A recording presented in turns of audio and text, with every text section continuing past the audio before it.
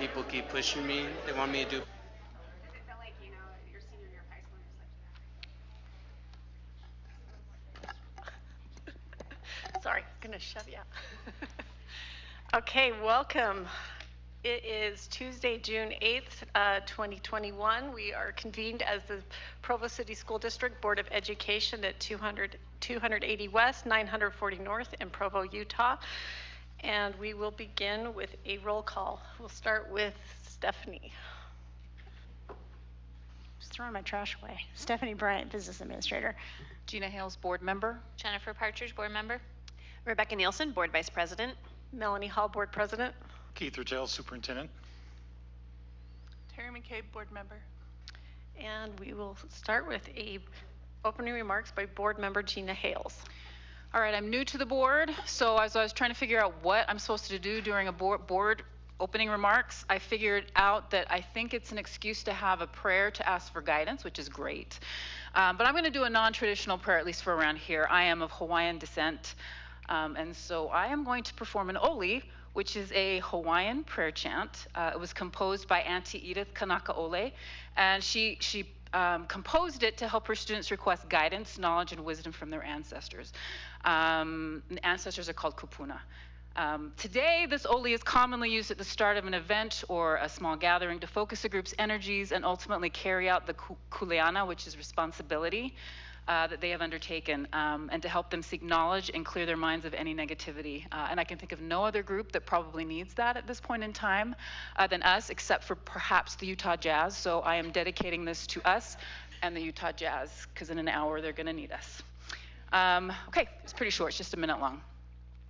E ho mai ka ike mai luna mai e, o na mea huna no e au, o na mele e ho mai, e ho mai, e ho mai e ho mai ka ike mai luna mai e, o na mea huna no e au, o na mele e ho mai, e ho mai, e ho mai e ho mai ka ike mai luna mai e, o na mea huna no e au, o na mele e ho mai, e ho mai, e ho mai e.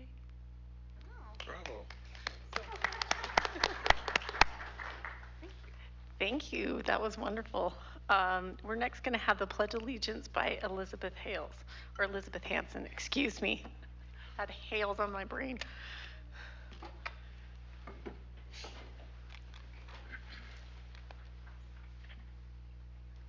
Please repeat the pledge with me. I pledge allegiance to the flag of the United States of America and to the republic for which it stands, one nation, under God, indivisible, with liberty and justice for all.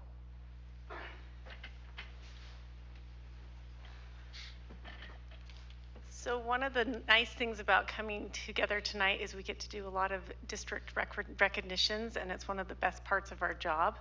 So we're going to start with a district recognition of the Sites Award. And can we turn the time over to Gary Seastrand from BYU?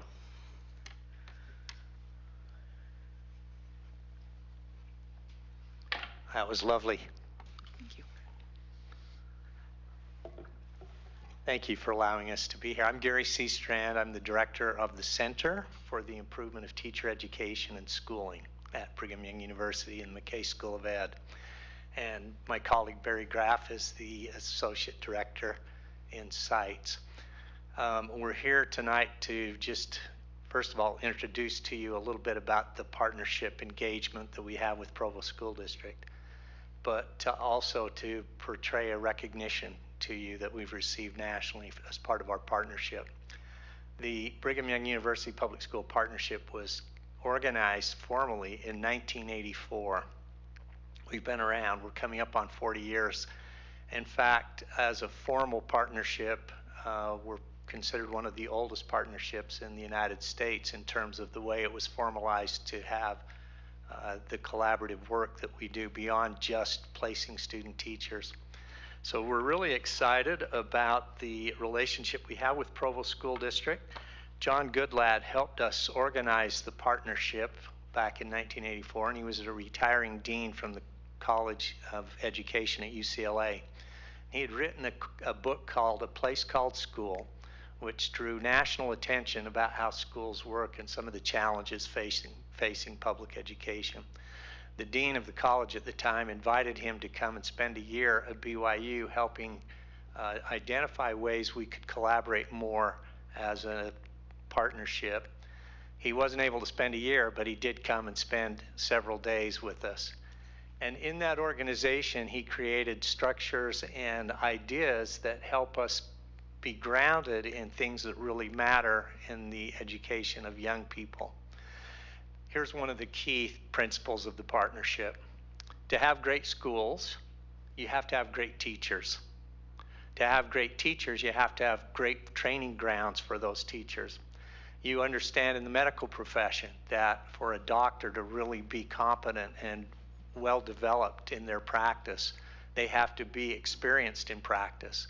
We have the same activity going on within the BYU Public School Partnership, where we place novice beginning learning teachers in the school systems. And our partnership is comprised of 5 school districts, with Provo being one of our anchor sites. And so we're able to place teachers, student teachers and interns into schools here in Provo School District, where they're able to be mentored by highly professional and skilled teachers that you've hired. And that is a deep sense of gratitude that we want to portray to you tonight, how grateful we are for those placements and the trust. We also know that people that you bring into the schools through student teaching and internships often say, that's where I want to keep my job, I want to work there. So we believe there's a symbiotic relationship that's mutually beneficial for both the university, the partnership, and for Provo School District. There are a number of ways that we collaborate, but I'm going to have Barry just talk a little bit about one of the things that is really important to us in terms of professional growth and development as we collaborate together. So we have this concept we talk about called simultaneous renewal, which is just kind of the idea that in order for the partnership to work, we want school districts and schools and teachers to be improving along with the university and teacher educators at BYU. So we do a lot of professional development that helps both institutions professionally develop, kind of focused on those key concepts and key areas that have to do with teacher preparation, making sure that those novice teachers have great experiences in the classes, and then also for the district to know that BYU is providing the kinds of training that they really need BYU to do. So we do a few things. One of the things that we do is called the Principals Academy, and it's a 2-year professional development experience we do for principals in the partnership. In fact, there are several principals right here in this room who are fairly recent graduates of the Principals Academy and have had that opportunity. That's one of the things that I know both Gary and I really enjoy doing, and we think that's just one of the great benefits for principals in the partnership. On the teacher end of thing, another academy that we run is what's called the Instructional Coaching Academy. I think you're familiar with the instructional coaches that you have in your district, and all 5 of our districts have got a number of coaches. So we take these coaches through a 1-year experience, talking about best coaching practices, sharing ideas between the districts, and we also include some BYU faculty members as well, since they're also coaching novice teachers. We do a few other things. We do some conferences. I think Gary might talk about that here in just a bit. We provide endorsements for your teachers, math endorsement, elementary math endorsement, reading endorsement, instructional coaching endorsement, gifted and talented endorsement, just to make sure that your teachers who want to take advantage of those USBE programs and increase their skill in those content areas and in those programs can improve themselves. So those are just a few of the things we do professional development-wise. Well, you can tell we're committed to education, and the public school partnership is grounded in public schools. we have opportunities maintained strictly for placement in public schools because we believe in them. We believe they're the cornerstone of a democracy. And so our commitment runs deep in working with you collaboratively to get better at what we do. We believe in it. Continuous improvement is part of the mantra that we believe in. We do sponsor a conference that's considered one of the best nationally. We have often 1,200 teachers attend. And so we've received accolades across the nation for our goals to try and improve what teachers do through what we call the Literacy Promise and through an instructional leadership program. So there's a lot that goes on in the public schools. I do want to say before we get to the award that it behooves all of us to be advocates for public education and for the profession of teaching. The McKay School in the past decade has dropped by half the number of graduates in education. And that's a serious concern because you know that we want high quality teachers in our school. So all of us need to be advocates for public education and for the profession of teaching. That's something that we really ought to make something very, very high in our priorities. We're grateful for those students who see the vision to become educators and go into that profession. And we are doing some really interesting things at the university to try and beef up the numbers, including, this is new in the past couple of years, but hiring a recruitment specialist because we now compete across the campus for a limited number of majors. And we have some really good programs and plans. I wanted to compliment your superintendent, Keith Rattel, who's been very actively involved in the recruitment process at BYU, has been able to come up and present a number of times and reflect the power that comes from being an educator and helping the young people say, that's a profession that I want to be a part of. I compliment the entire Provo district, and especially you've got an incredible administrative team here. We get to work closely with them in partnership advisory committees and other opportunities, and I just can't say enough good about the quality of your professional administrative staff and your teaching staff. So again, with great gratitude, thank you for being part of the Brigham Young University Public School Partnership. Because of our excellence, we won a national award last year. We couldn't present it with COVID, so we've waited. But we were named the National Exemplary Partnership. There are over 1,200 universities and colleges and private programs that prepare teachers. We can say proudly we're number one. At least last year we earned it. So well, maybe it's of interest to you, but this is the second time we've received the award in a decade. So we're recognized for the leadership that we give in the partnership. It gives me the greatest pleasure to present this to the superintendent, so we can hope you can display this somewhere prominently with great pride that you're part of an award-winning partnership. And thank you very much for letting us take this much time to talk a little bit about it. If there are other opportunities you may have or seek in the future to know more about the partnership, we welcome that and look forward to engaging with you in any way we can. Thank you very much.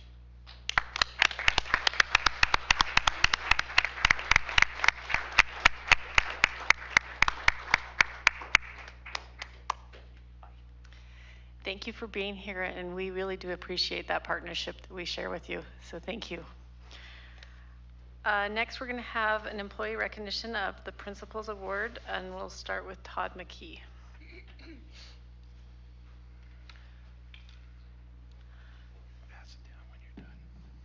Good evening. We're very fortunate this evening to have Craig Harvey from Horace Mann Insurance with us to help us recognize two building administrators. So Craig, if you'd join us. We're really grateful to Craig. He's been a great support to the district. This is how many years that you've helped us? Been doing the Crystal Apple for 21 years, and Principal of the Year for this is minus last year. This will be the third time. Yeah, so we're very grateful to him and for his support of the district. By way of introduction, for our first recipient, I want to draw the board's recollection back to about 5 years ago. We were able at that time to coax an incredible administrator and educator out of retirement to come back and help us look at Independence High School differently. And in a very short time, he was able to help us change that school and that program, and in doing so, have a positive impact on so many lives. He unfortunately left us for a second retirement about 2 years ago, and Jacob Griffin stepped almost seamlessly into his place. That school has gone from a graduation rate of about 30% 5 years ago to now where it's consistently hitting 75%, which is unheard of for an alternative school. So our first recipient that we'd like to recognize this evening for our principal award is Jacob Griffin from Independence High School.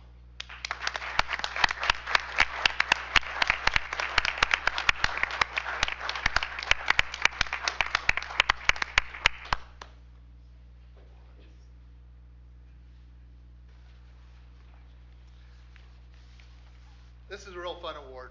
I recognize a lot of teachers, but you're voted on by your peers, people you work with. And so I'd like to present that little award to you. Here's a little shopping spree on Amazon. It's just a little site you can find stuff on. I'd like to congratulate you on receiving the award. Thank you so much. Appreciate it. Congratulations.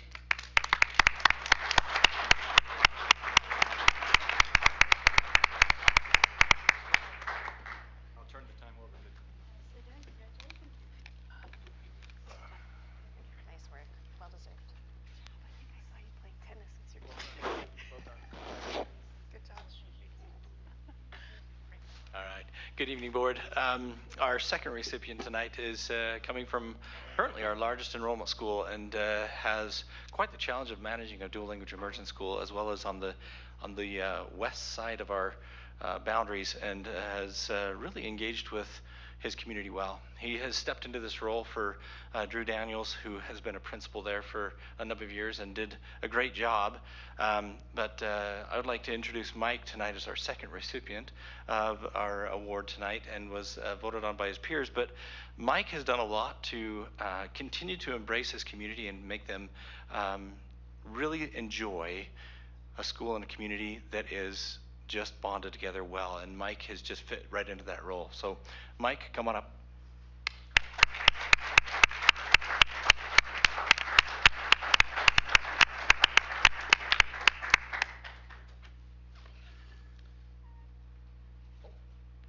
I'd like to present you with the recognition of being the outstanding, or the elementary principal of the year. Thank you. Congratulations. Thank you.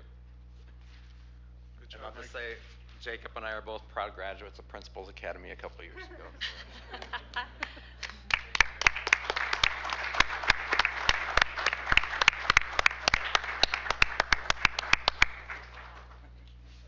Way to go. Good job.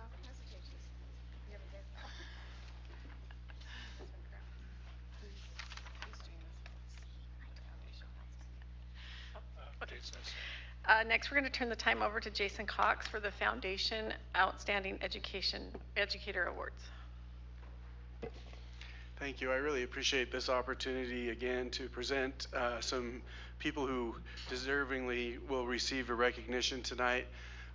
Before I go through all their names, I just want to take a minute to publicly apologize to one of them. Megan Dunnigan had been invited last month on accident to come and receive an award, and then sat there with her family and didn't receive an award. And so that was an accident, and again, I publicly apologize. I wasn't in charge of the communication. I don't know how the breakdown happened, but I visited with her right after, and just want to now say again, I'm sorry. I know she wasn't able to make it tonight. I wouldn't blame her if she actively decided not to after last time, but I just wanted to mention that. This award tonight is actually a part of our foundation, the Provo City School District Foundation Awards. They do it every year. Due to COVID, typically they have a banquet and and go through this recognition. And because of that, we weren't able to do it, so we handled it more like a Provo Way Award, where we went out and visited them in their locations and delivered the award. This award is called the Outstanding Educator Award, and again, a lot of the people behind the award are their peers saying we want to recognize them for the great work that they do, and the foundation takes those nominations and looks through them and chooses from the nominations of those who've been nominated by their peers. So tonight we're recognizing and I'd ask, if you don't mind, just please stand if you're here, because we want to give you a round of applause. We have Jason Benson,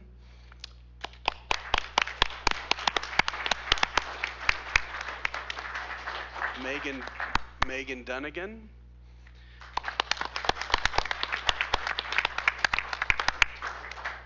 Julia Shreve,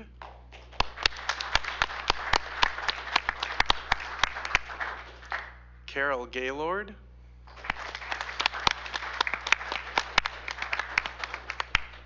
Denise Abbott,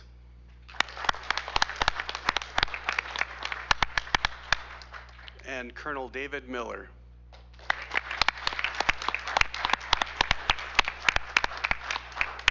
So we have our video that we'd like to watch, and then at the end of that, we would love to give the board the opportunity to thank you personally. So we'll have you come up and allow them to shake your hand once the video's over. But let's go ahead and watch the presentation.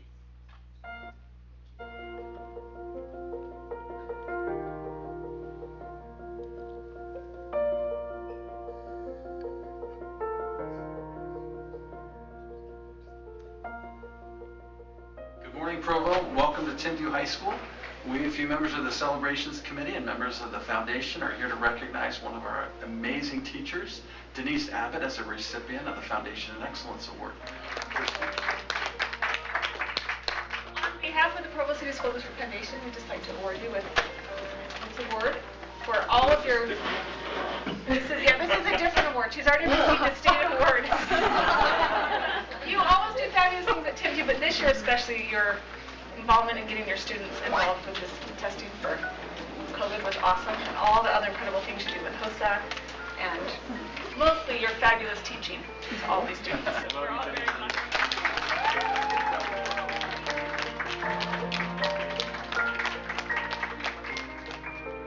Good morning, everyone. We're here at Centennial Middle School as members of the Celebrations Committee and a few members of our district foundation to give an award to one of our outstanding educators here, Miss Julia Shreve. Hi, I am the Provo Council PTA president, and I also serve on the Provo School District Foundation Board. And we received a ton of applications, and yours was impressive. The entire committee was so impressed with your dedication to the school and the students, and what a loving, kind, excellent teacher you were. So we wanted to award you the Excellence of Education Award. Excellent teacher. Thank you. Can we all clap?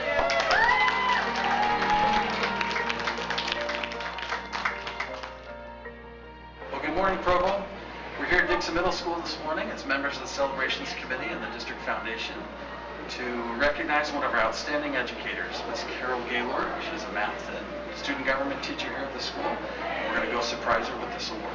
Well, we are here representing the foundation today. We had many applicants for the Outstanding Educator Award, and yours stood out to us. We are just so impressed with the leadership you've given to the school, helping other teachers, the way that you're always working to learn and improve yourself as a teacher, the way that you run your classroom and just have supported these students, and we just really appreciate all that you do.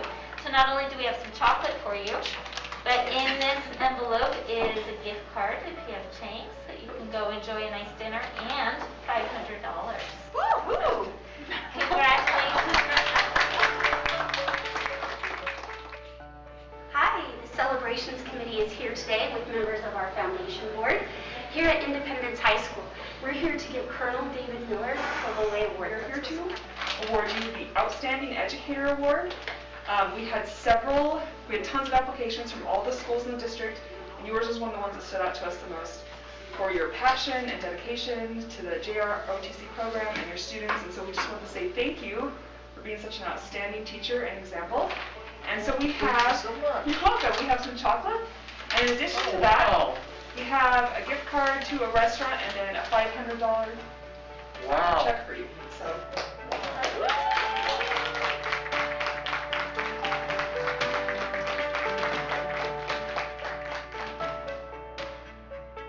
Well, good morning, Provo. We are up here at E-School today, again, to make one more recognition as members of the Celebrations Committee and members of the School District Foundation. We're here to recognize Megan Dunnigan. The coordinator here at E-School is one of our outstanding educators.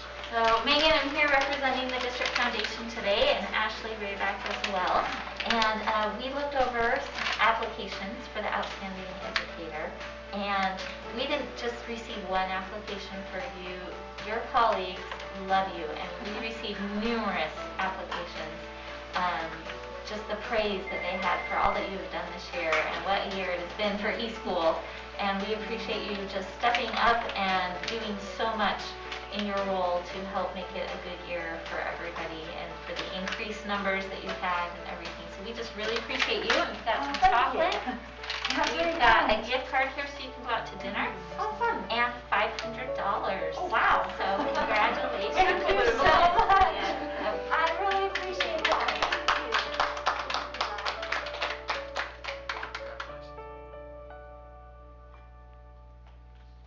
Yeah, let's give them another round of applause.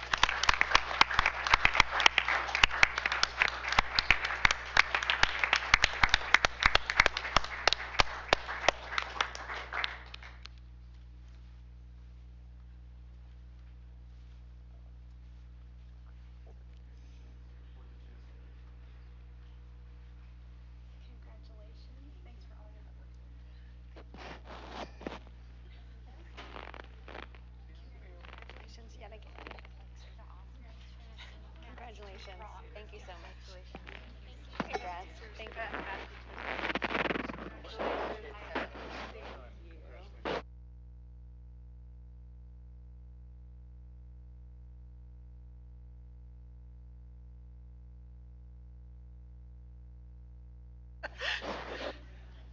Thank you.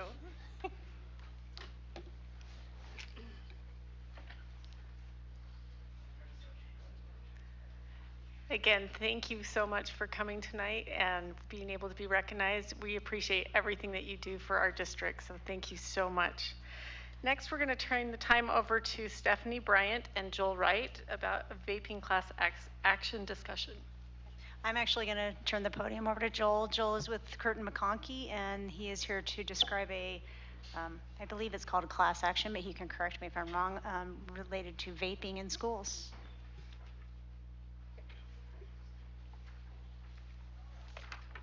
Thank you, Board. It's a pleasure and an honor to be here. I love the karma that everything has brought up to this point.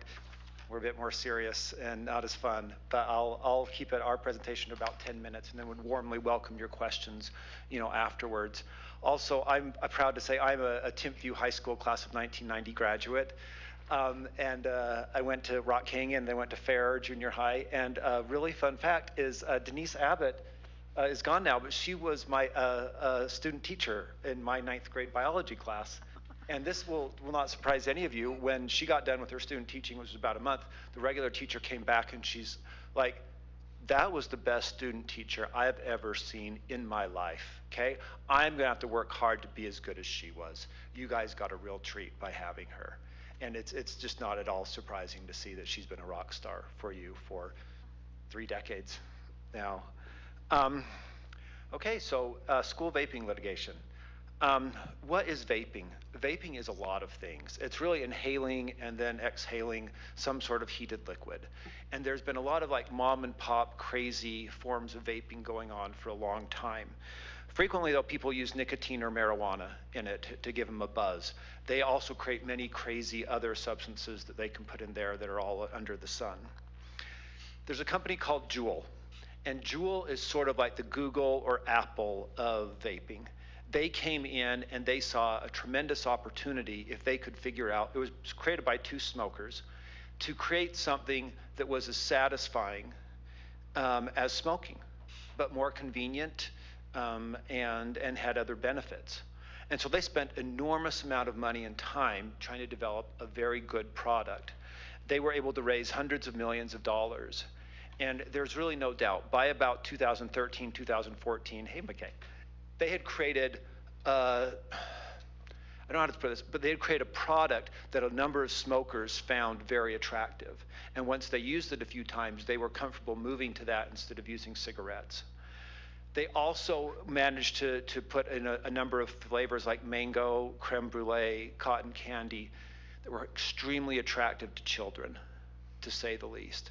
And some of you might know more than I do, but if you use nicotine between the ages of 11 and 25 on a regular basis, it changes your brain pretty much forever. You will always want nicotine.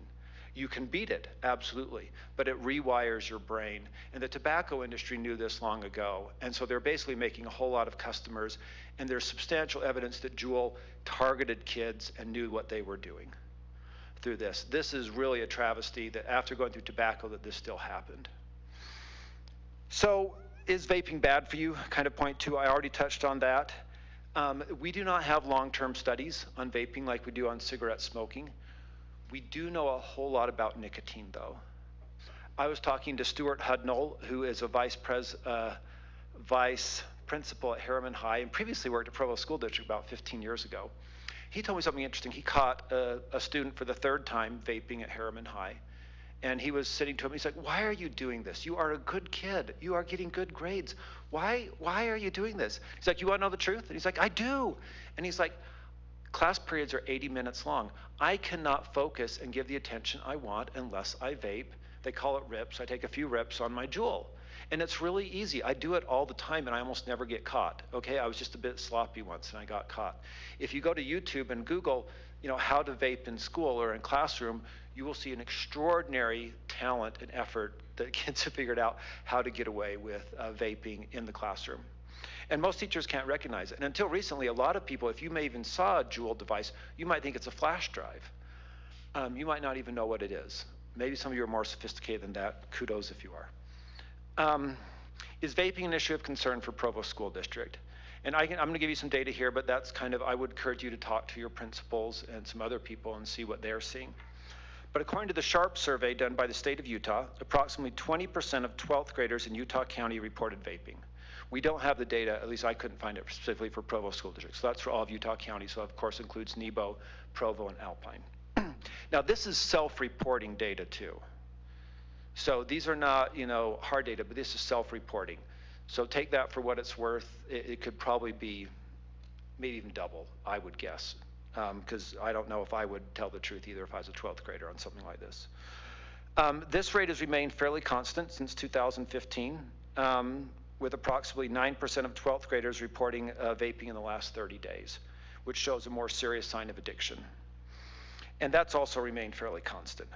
Now, point B is almost as interesting. In sharp contrast, cigarette use has been declining rapidly. And the prevention and the education has been quite effective over the last 10, 20, 30 years. And even in the last little while, now maybe some of those cigarette kids are moving to vaping, but cigarette use is extremely low. I mean, only 0.7% of your 12th graders reported using a cigarette in the previous 30 days in 2019. Compare that to, almost 9% reported vaping. So really over 10 to 12 times higher. In other words, prevention and education do work.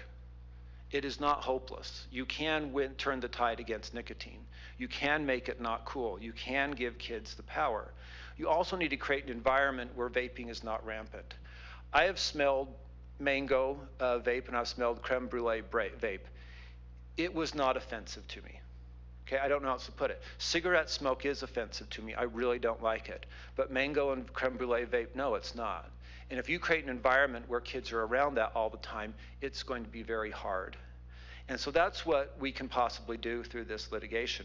We can give you the resources, so you don't have to take it away from other things, for vape detectors in your bathrooms and potentially in your classrooms, depending on how much we're able to secure. Also the resources to hire individual people to really create a strong vaping curriculum, to really talk to people. For example, when a student gets caught with vaping, what do? Do you confiscate the vaping device and that's kind of the end? Or could you send a counselor to meet with the student and their guardians or parents in their home and have a half an hour, hour-long discussion, about vaping and the consequences, and get a feel for it and create an action plan maybe for that student to get off vaping. Now, I know this gets hard. You guys have hard enough time teaching reading, writing, and arithmetic, and solving all these social problems are hard. But we can bring some substantial resources that you can, I think, potentially turn the tide. So that's really it. I'm going to turn the time over to my colleague, Rod Andreasen, to talk a little bit more about litigation. And then we have another attorney from California who is leading the whole thing. We have about 400 school districts that are involved in this litigation nationwide. Ogden School District just had their first hearing on it last week. You are the second one. And so one of you two, I think, might be the first to formally, move forward with this. A lot of other school districts have talked to me. They're very curious. They're overwhelmed with COVID, and they say, come back in the summer. And they're also anxious to see, another school district do it. So that's where we are. Rod, do you want to come out?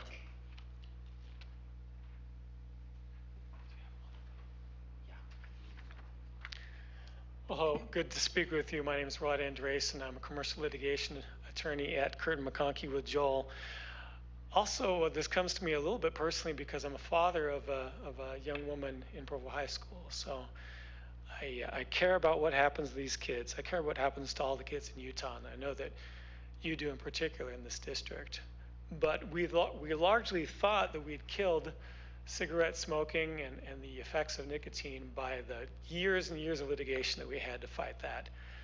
And you see the numbers dropping. We don't see it as publicly present, but I think a more pernicious monster has arisen in this place because it's attractive to and directed to children. It has smells and colors and shapes that children are interested in and want to partake of. And the advertising and the promotion goes to them, and they can do it, as Joel mentioned, without being detected, even in the classroom. So, speaking from the litigation side, which is where I work, the effort now is to file a lawsuit, and a lawsuit's been filed against this mega manufacturer, Juul. It's in it's in San Francisco. It's the federal court there. It's what they call a multi-district litigation, so all the districts in the United States can bring their school districts and their cases to that location to pursue this lawsuit. Claims of negligence, gross negligence, even RICO, federal RICO claims, racketeering and corrupt organizations claims, in an attempt to get Juul to pay for the harms that they're causing. Now, as is typical for one of these types of actions, it's set up so the school districts don't have to pay for the attorneys to represent them. The attorneys are paid based on a recovery or a portion of a recovery from the lawsuit. So the cost to the school district and the Provo School District is really to fill out the form that provides the attorneys with the information they need to know about what is happening in Provo School District. We estimate that'll be about 5 hours of administrative time. And then you sign up with engagement letters with the law firm. The France Law Group is a law firm out of California that's running it. And you move forward, and essentially they work through this process with the other 300, 400 school districts in the nation that are growing, and we believe will substantially grow, and hold Juul accountable. This is a $10 billion plus company that's not paying for the harm that it causes. And this is a chance for this school district and the others to get the resources that they can use to have vaping detectors, to have counselors and other resources to help slow down, and if not as much as possible, stop this growing epidemic. Now, our counsel, our co-counsel, William Scheinoff from the France Law Group in California is on the phone. We don't have a link here, I guess, that he can present himself by video, but he is happy to speak and give you more information. So this is not maybe the best forum, but William, are you there? I can just barely hear you, which means I'm going to crank up your volume and put you right next to the microphone. All right, thank you. Can you all hear me now? Yes. Yep, that sounds good. Go ahead, William. All right. Thank you all very much for your time this evening. My name is William Scheinoff. I'm an attorney with the France Law Group. I represent, as Joel and Rod told you, over 300 school districts across the country in this litigation. I myself am a former school district lawyer And that's really what brought me to this issue of vaping on our school campuses. Joel and Rod did a great job explaining to you what's been going on in this litigation. I've been litigating this case over 18 months at this point, and we have a trial set for March 2022. I don't want to repeat what Joel and Rod went over, but what our focus really is in this case is we do not want the taxpayers of Utah to be held accountable for the costs that these companies created in the harm that we're now seeing with our children. And so what we want to do is be able to provide you with the resources to be able to deal with this issue head on. And so what we're really focused on is deterrence, support, and education. We are dealing with the same experts that we have in the tobacco litigation, and that is what we need to be focused on. And so that is what we're going to be putting together in this case. And as Joel and Rod told you, there's minimal time constraints of your administration and staff to be involved. There is no financial harm for your schools to be involved in this case. And at the end of the day, there's also an aspect of this case of holding these companies accountable for what the problems they've created. And how we're doing that is through what's called Injunctive Relief. And that is a court order requesting that these defendants, Juul and Altria, stop the conduct that they are currently doing, which is intentionally marketing their products to children, making sure that the harms of their product are very clear on the product. And also what we really want to make sure that happens is that we do not get the flavored vapes back on the market, because right now they've been pulled off the market. And so at the end of the day, if we can provide your schools the resources financially to deal with this issue head on, and then also be able to, through court orders, stop this conduct, I think we will see a lot of change. And so with that being said, I want to be able to provide the opportunity to answer any questions anyone may have. I have a couple of questions. So how exactly do these vaping detectors work? Do you have the question, William? No, I didn't hear it. I'm sorry. How do the vaping detectors work?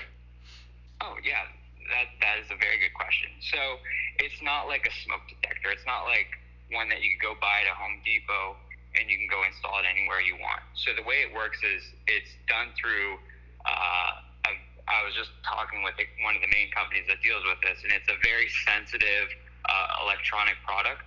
And the way it will work is that it's done through Wi-Fi. And so if your bathrooms do not have Wi-Fi connection, well, that's another cost that your district would undergo. And so to explain the cost related to this, and that's why I think we have not seen a lot of schools undertake this expense. And the recommendation is to put this in bathrooms, in classrooms, and in hallways, because they created a product that can be done anywhere without being detected. The issue is that this detector costs anywhere between $3,000 to $5,000 each. And so it's a very expensive. And so the way it works, though, is you will install it in your bathroom, your classroom, your hallway, and it will then send a notification to the central office, so to the principal or to whoever is in the main office, that the sensor has been set off.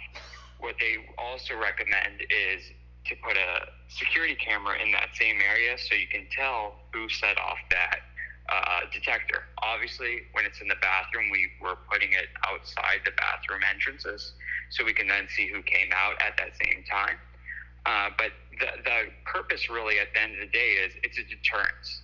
When students know that they can now be caught when they're doing it in these areas where they've known for a long time that they can get away with it, we've seen the districts that have done it a large drop. And so that's kind of the process of how it works. And so unfortunately, it's a very expensive venture. But through this case, we want to be able to provide our clients the resources to be able to put this into all their schools. Is there plans to put part of the lawsuit to put a warning label on these devices, like cigarette packaging? I believe so. William, the question is whether there's a warning label that we'd like to have put or that we're pushing to have put on those devices. Yeah, so right now there is, after we filed our lawsuits and after the Department of Justice brought them in front of a congressional hearing, they then decided to go and put warnings regarding what's in the product. What they're not doing at this point is discussing how high the nicotine content really is in their product. And to give you an idea of what we're dealing with is one Juul pod. So when you buy a Juul, it's the equivalent of 2 packs of cigarettes.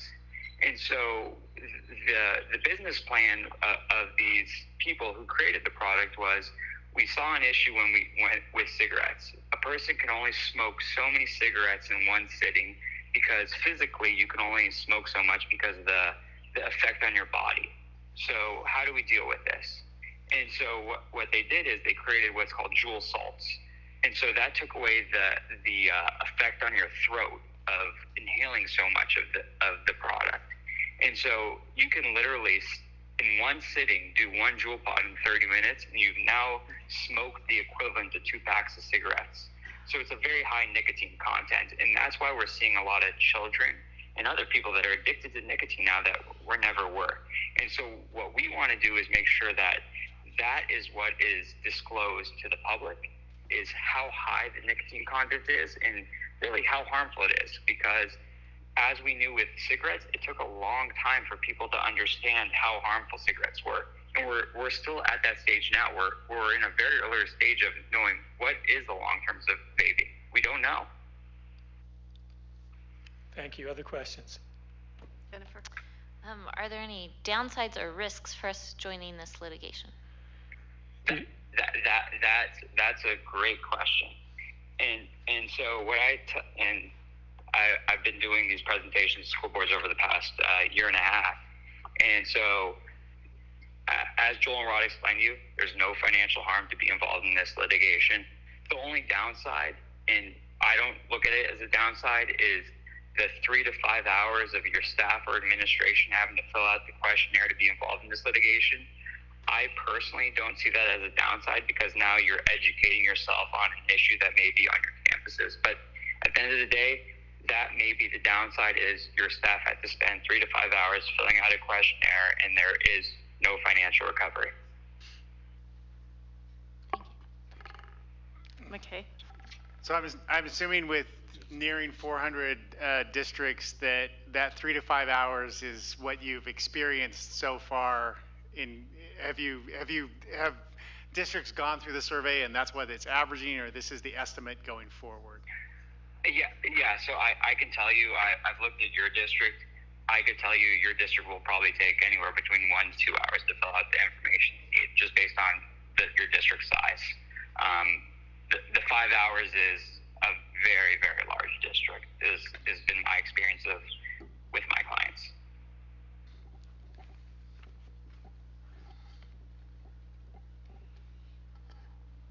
Any other questions?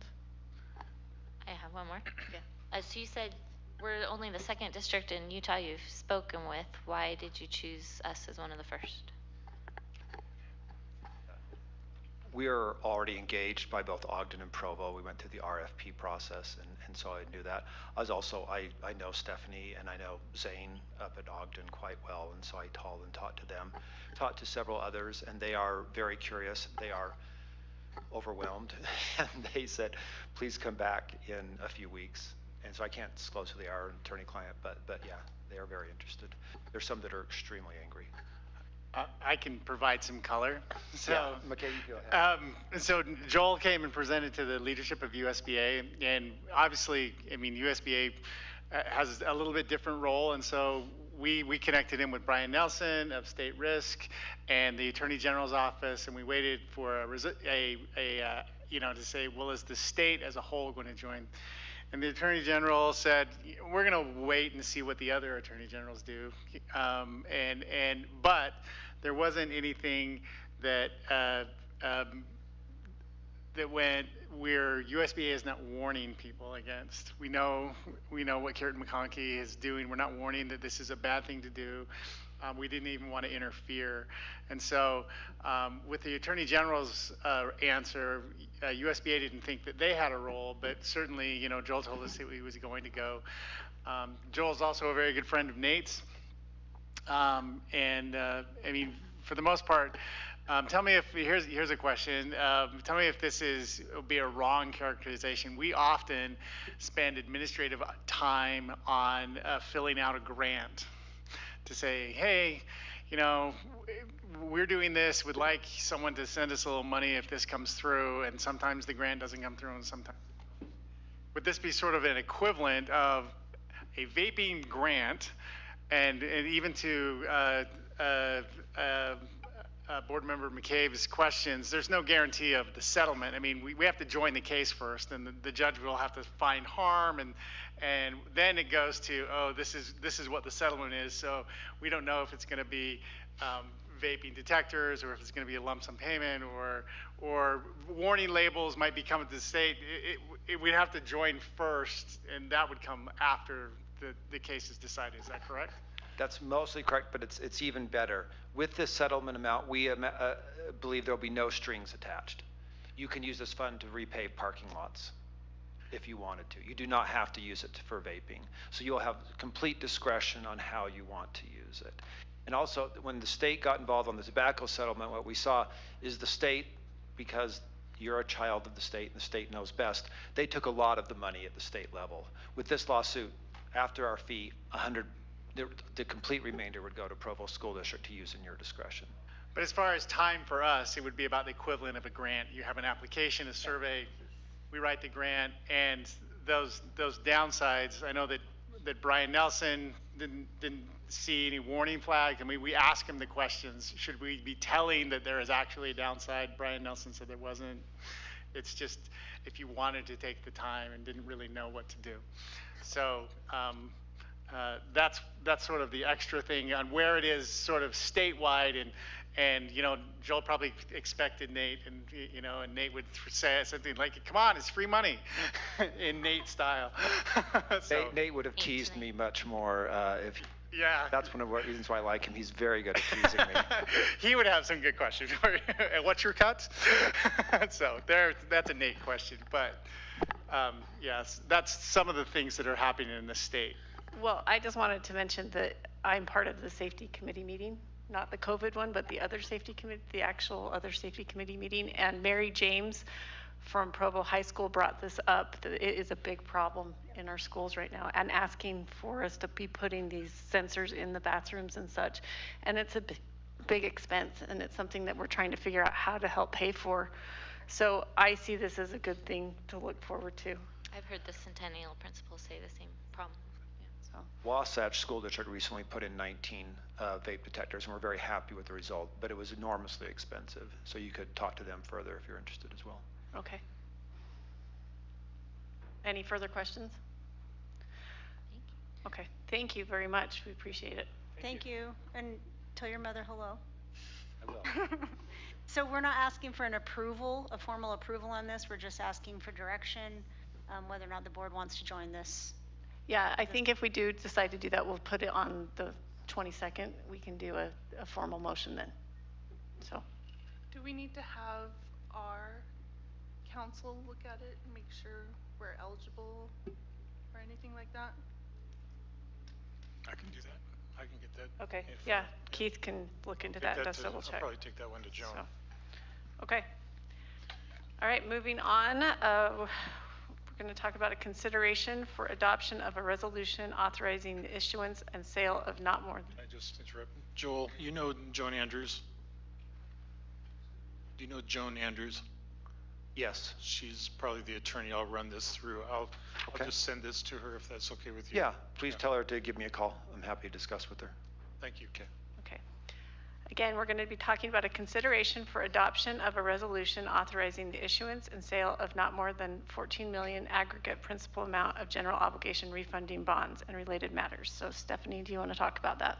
Yep. So tonight what we're asking the board to do is accept the resolution asking to do a refunding of some bonds. These were bonds that originally were issued in 2006 and 2007. They've been refunded once already to reduce our interest rate. We now have an opportunity, because they are now callable, to refund them one more time. There's 6 years left on these bonds. We will not be extending the term. We will not be increasing the par value. It is simply an effort to capture a lower interest rate. That lower interest rate will save the school district over 6 years around $500,000. So we thought it was a good time to take advantage of the rates that are happening. Zions Finance is obviously helping us with this and running the bulk of the work. Keith and I met with Moody's today to have our rating updated. That was a fairly painless meeting, because we had just done it 2 months ago. So tonight's just simply an acceptance of the resolution, so we can move forward with that refunding and save the school district some money. I have to let you know publicly that I did certify that this was noticed publicly as per law, just a formality, so that this meeting was publicly noticed. And then the details of all the preliminary bond statements and whatnot are attached to the resolution if you're interested. Any further questions about that? Rebecca? So what did Moody's say? What was, how did it affect? Before we issued our large bonds for the Timpview, the $75 million bonds for Timpview, we had to go through a rating. We currently have a AA2 rating. That was much more in depth. They asked us for a lot of our financial information. They had a meeting with Keith and I, basically to get an idea of management level, operations, are we well managed, et cetera. Today, the meeting was maybe half an hour. It was very brief, just to give them any updates that have happened since then. We talked to them about the fact that the board has decided to go full-time back to school, that should help our enrollment get back, because that was one of their concerns the first go around, was that our enrollment had dropped a little bit during COVID, although they are seeing that nationally. We talked about the fact that we haven't issued any new debts outside of that one that they're aware of. They ask where we are financially with preparing for year-end close, what our budgets look like for next year.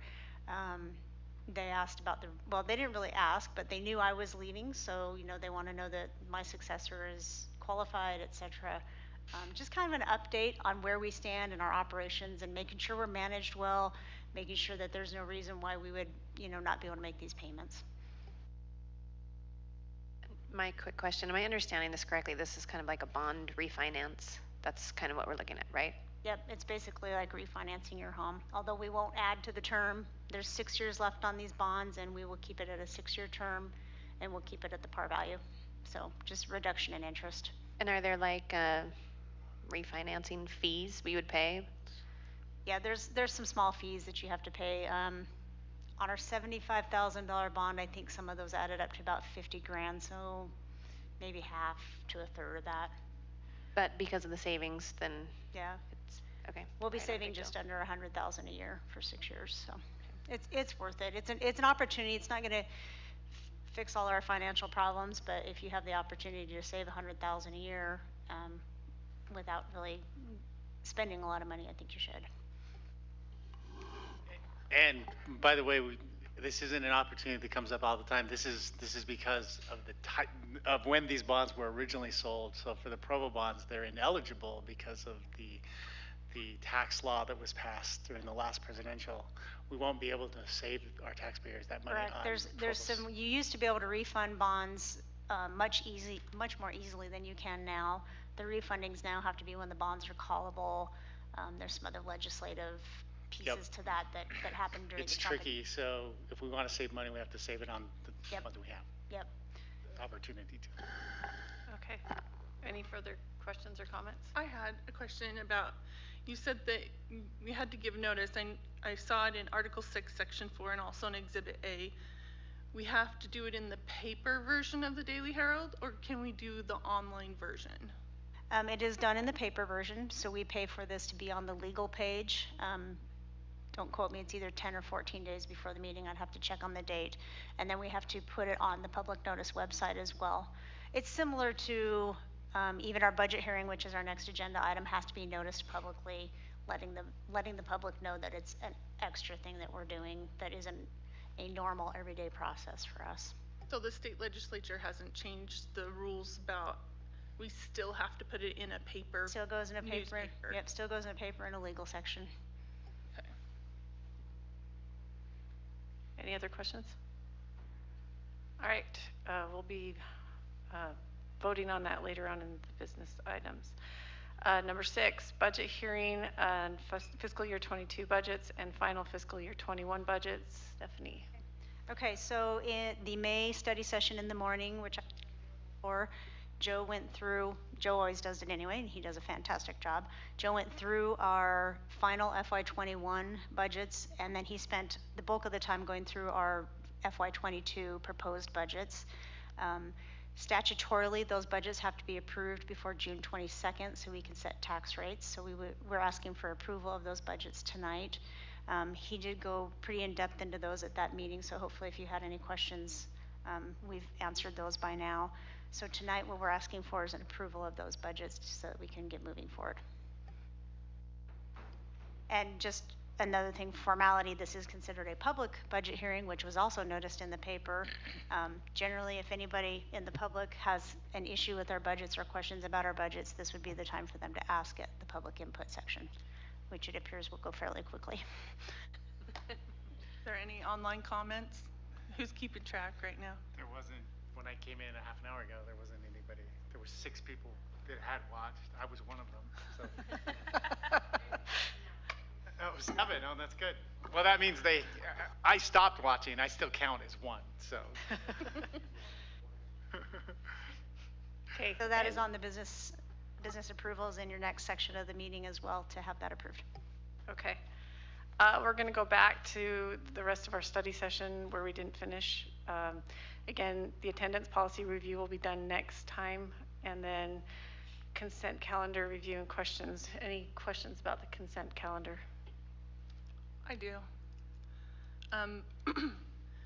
So it says the May 11th minutes. If you look on board docs, Bonnie, it still says Jim is the board president.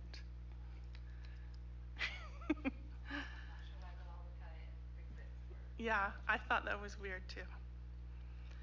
Might be an old template. Yeah. And then I had a question on the personnel report. I know last year we had problems being able to hire students because of COVID as custodians and lawnmowers. Are we having any hiring problems like that this year?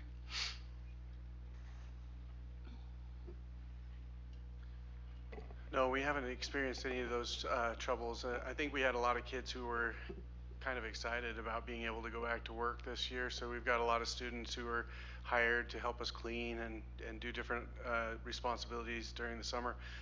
We don't typically hire many of those for the mowing crew just because of their age and the nature of that being a little more dangerous, but we do ask them to help us with cleaning in the buildings. So.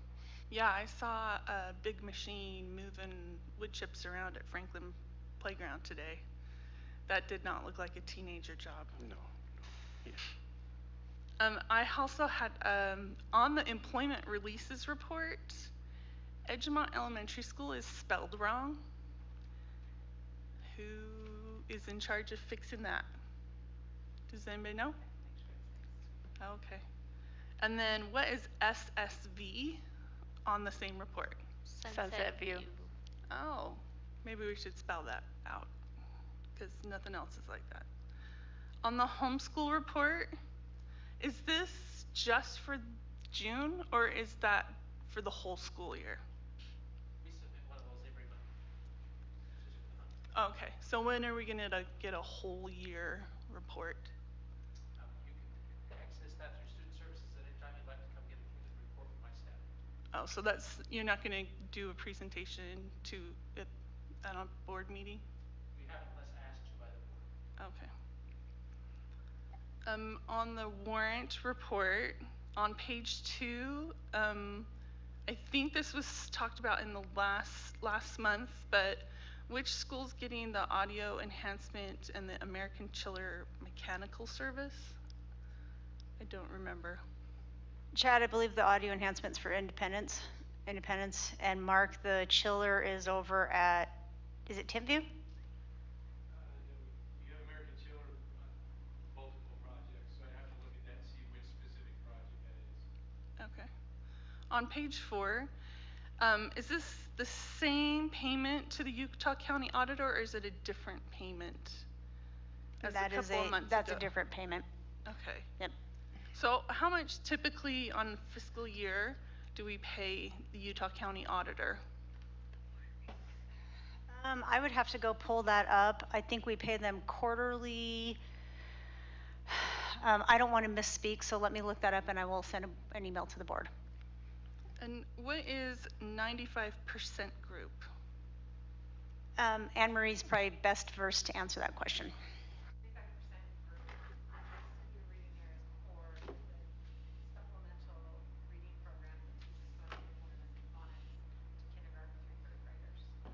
Okay. On the financial report, on page 5, it just says various new grants. Do we know if these grants will continue for next year? I'd have to look at each individual one. Usually the grants are something you have to resubmit each year, so we can't really rely on them to be guaranteed every year. Usually it's a year-to-year process on grants. And then on page 5, which is also repeated on page 15, the e-school overpayment from Utah State Board of Education. Yeah, so that was Utah State Board. That was $339.04.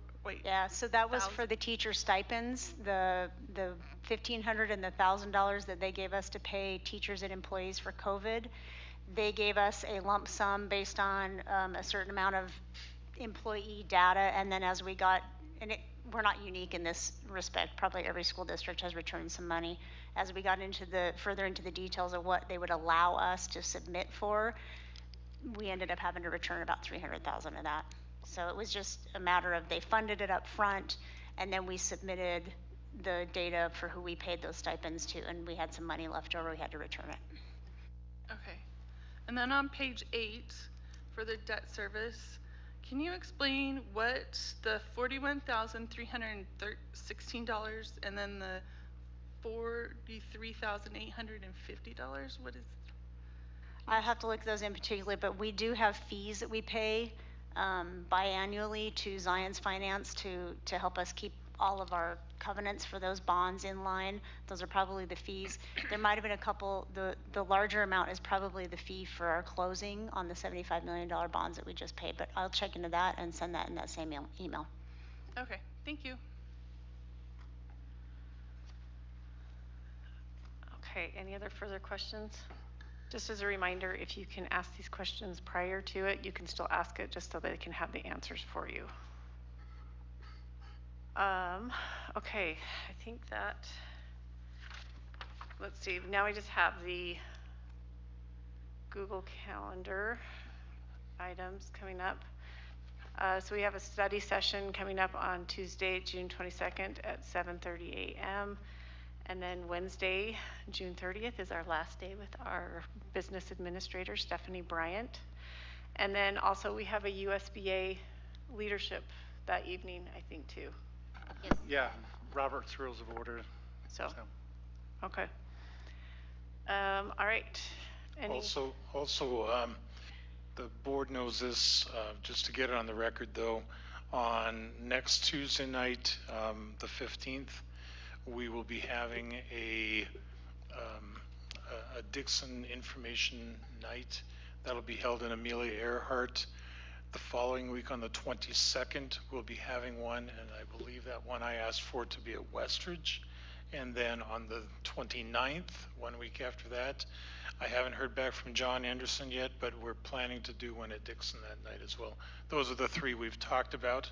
So they should be pretty much as good as booked, but I still have to hear back from one of them just to confirm it. But let's proceed as if that's the case. Okay. Any other questions about the calendar? All right. Next, we're coming to the part for public input. If there's anyone here. Mark, maybe? Mark, you want to do that? Okay, it looks like there's nobody here for public input, so we'll move on to our business items. Okay.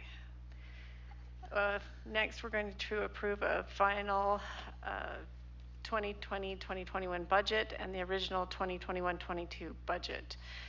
Stephanie, do you want to talk just a little bit about that? Yeah, as I stated just a few moments ago, I guess, this is the approval that has to be done statutorily so that we can set tax rates. Budgets have to be set for the next fiscal year so the public is aware of how we intend to spend our money and what those revenue sources are. So, and with that, we also have to finalize our budgets for the current fiscal year that we are in. The accounting is not yet done for those budgets, but the budgets will be set and those will be done. And then we'll wrap up the accounting over the summer with our audit. Stephanie, with the county sort of valuing property 10% higher year over year, and our budget's not growing by 10%, what's the approximate rate drop, do you think? I had that at one time. I can open that up if you'd like me to. Right now, I went out to the county's website today. Well, it's actually a state website, but the county administers it. They have not finalized our fair market values yet. Really? Yeah, it's not unusual. It's usually done like 2 days before I have to set the rate statutorily. Okay. So once I have those, I can probably give you a better idea.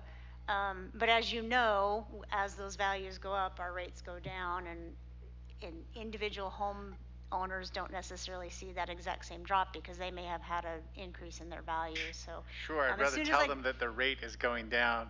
Yep. I mean, because they see our budget's always going up.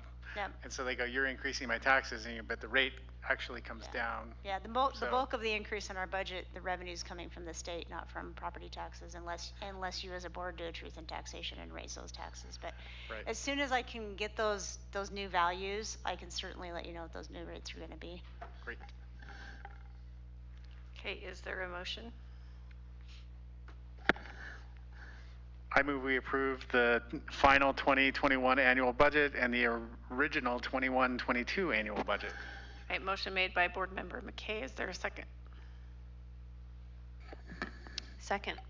Second by Board Member Nielsen. Is there any further discussion on this motion? All right, seeing none, all those in favor indicate with aye. Aye. Aye. Any nays? The motion passes unanimously. All right, next we need to approve a construction bids for THS rebuild. Stephanie, do you want to talk a little bit? Sure. As Mark went through at the very beginning of the study session, we've got about just over $74 million in our bids for the bulk of the academic wing to be rebuilt. Mark, correct me if I'm wrong, the total construction budget on Timpview High is now at 81, 82? Is just over 80. Some of that we've already paid for because we've already done a lot of the gym work, et cetera. So this is phase 3. Based on what we heard from the board, I heard, and I think Mark also heard, that we should just go ahead and go forward with the alternates and value engineer where we can, if we can save a little bit of money through value engineering. But we have to approve these budgets so Mark can get to work and they can move forward with the construction job. Is there a motion? I move we approve the construction bids for the Timpview High School rebuild not to exceed $74.3 million pursuant to decisions made regarding alternate bids. Motion made by Board Member Partridge. Is there a second? I'll second. Second made by Board Member Jensen. Is there any further discussion on this? Seeing none, all those in favor indicate with aye. Aye. Aye. Any opposed? Motion passes unanimously. All right, next we need to approve negotiated agreements. Stephanie? As Jason and Anne Marie were kind enough to outline, we have the negotiated agreements drafted. They've gone through ratification with both the PEA and the ESP. We also spent some time speaking with admin just in general over how they'd like some of their increases to be handled. I have those agreements here, Melanie, for your signature when we're done, along with a couple other things. So we're just asking for those agreements to be approved by the board, and then we will get the signatures from those two associations added to them. Okay, is there a motion? I move we approve the FY22 negotiated agreements for PEA, ESP, and administration. Motion made by Board Member Nielsen. Is there a second? I'll second. Second by Board Member Hales. Is there any further discussion on this motion? Seeing none, all those in favor indicate with aye. Aye. Aye. Any opposed? All right, the motion passes unanimously. Next, we need to adopt a bond refunding resolution. Again, Stephanie. Hey, I got to go out with a bang, right? This is to adopt the resolution we discussed for the refunding of those 2015 bonds, which will save the district overall around $500,000 over 6 years. All right, is there a resolution, or a resolution? Is there a motion? I move we adopt the resolution authorizing the issuance of sale of not to exceed $14 million general obligation refunding bonds. Motion made by Board Member Hales. Is there a second? I'll second that. Second by Board Member Partridge. Any further discussion on the motion? Seeing none, all those in favor indicate with aye. Aye. Any opposed? Motion passes unanimously. All right, now we need to approve the consent calendar. Is there a motion? I move we approve the items on the consent calendar. Motion made by Board Member Jensen. Is there a second? Second. Second by Board Member Nielsen. Is there any further discussion on this motion? Seeing none, all those in favor indicate with aye. Aye. Any opposed? And motion passes unanimously. All right, next we're going to have Terry McCabe give us a board member report. Do you have the, oh.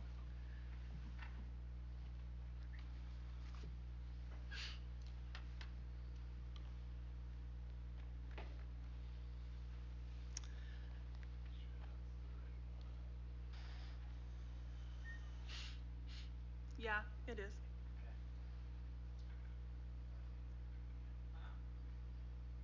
There's no narrative. All the way to the left. Yeah. There you go. Okay. So I chose to do this on the differences and the similarities of the school district and the city because there always comes up confusion by people, and it's just a basic outline. Okay. So it's really easy to Google the Utah State Constitution. It's easy to find, easy to read. It's only 3 pages long. Article 10X in Roman numerals is education. It's really short. And then the school district is a manager-council form of government. The council is the school board, and we are elected on even-numbered years. The manager is the superintendent, and he or she is hired by the school board. If we had lived in Texas, we would be called the Provo Independent School District, so that people understand there's a separation from the school district and the city. In the next article of the Constitution, 11, is about local governments, and sections 6 through 9 are all about city governments. And Provo specifically has a mayor-council form of government with 2 equal branches of government. The mayor is the executive and the city council is the legislative. They're both elected on odd number years, and 3 city council members and the mayor are up for election this year. Because we are a single city school district, we share many things with the city because besides having 7 members on the school board and the city council each, the school district hires police officers to work in the schools as the school resource officer, and the city provides crossing guards. We also coordinate with the city to have safe routes to school. And those are just a couple of the things we share. The next thing I wanted to show is money. We both tax the same geographic area for the property taxes. However, we each use the money for different things. Obviously, the school district uses our money for education and the city doesn't. One of my favorite things the city spends money on is our beautiful library. And I want to thank Mayor Kafusi and City Council Chair Dave Sewell for getting me this information about the city. The numbers in the graphic might change when the census results are released, but I thought it was interesting that there are over 100,000 residents, but only 41,000 people are registered to vote. And that's because we have a lot of kids and a lot of BYU students that vote in their home state. Okay, that's it. I'm good. Thank you. Appreciate that. Next, we're moving on to the superintendent's report. Okay, I have 4 items. Thank you. First of all, I approved 7, quote, in-state, unquote, travel requests from Timpview High School. If you look at the listing under my portion of the agenda, you will see 1 to Las Vegas. The board will recall that about 2 years ago, you decided that we would treat Las Vegas as an in-state approval. So that's why that one is on the list. Did Can I say I ask 7? a question Actually, about, I approved 8. Can I ask a question about that one? Yep. To Las Vegas. Is Yep. it really $6,000 a student? No, I believe that's a typo. Okay. Yep. I don't think that was on the fee schedule. That's quite a Money for tournament. the slots. Nice. I also wanted to just mention that there was an additional request that came in from Timpview. It is truly an out-of-state one, so that we're holding that one for the board meeting in the business meeting in September. So you'll see that at that point, which is one of the times that you will normally do that. I also wanted to report, I mentioned to most of you, I believe, last week, that there was going to be a meeting between district representatives. It was, in this case, it was me and Doug Finch, and also neighboring districts and their representatives, so that's Alpine and Nebo, as well as all 3 of the county commissioners and members of the county health department. And we weren't really sure what to expect when we went in there, but it seems that at least everything we heard today, there's a sincere and genuine effort just to try to align how the county bills and also when the county bills for nurses, and with what the school district does. The county is on an actual calendar year, January to December, whereas we are on a July to June year. So it's hard to line up expenses sometimes, so we're going to do a study of that and come together several more times and hopefully get this well aligned. I also wanted to apologize to the board for the volume of items on the agenda tonight. This is what COVID does to us. Not just what we've all experienced, but it pushed a lot of things back, and we know that there have been things that we've been wanting to get to. Either you've requested it or we've desired to share this with you, and so it was a jam-packed meeting tonight. So please forgive me, we'll do a better job next time. And then finally, Stephanie, would you please stand up? She is standing, sorry. Okay, thank you. Round of applause, please, for Stephanie.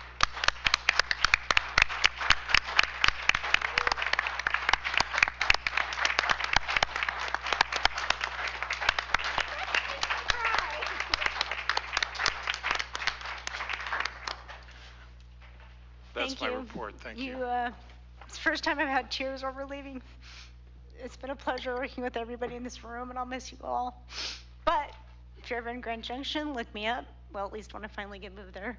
And until then, I'll make sure that you guys have my email and whatnot to get a hold of me if you need to. I'm here to help. So it's been a pleasure working with everybody. I've learned a lot from everybody in this room. I'll miss you all. We will miss you, Stephanie, so thank you. And can I just say how nice it is to be able to do travel again? Like, this is great. So anyway, is there a motion to adjourn? So moved. We are adjourned.